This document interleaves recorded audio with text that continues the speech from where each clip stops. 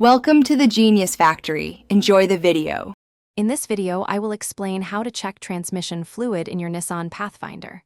First, ensure your vehicle is on a level surface and the engine has reached its normal operating temperature.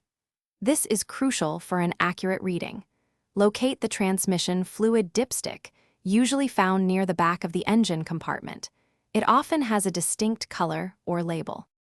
Before checking, drive your Pathfinder for about 15 minutes to warm up the transmission fluid properly. Then, park the vehicle on a completely flat and level surface.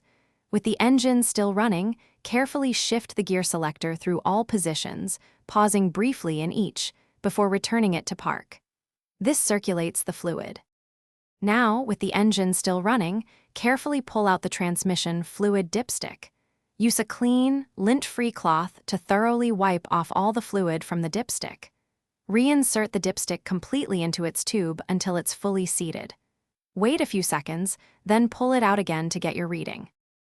Observe the fluid level on the dipstick. It should fall between the hot or full marks. Also, check the fluid's color. It should be reddish and clear, not dark brown or black.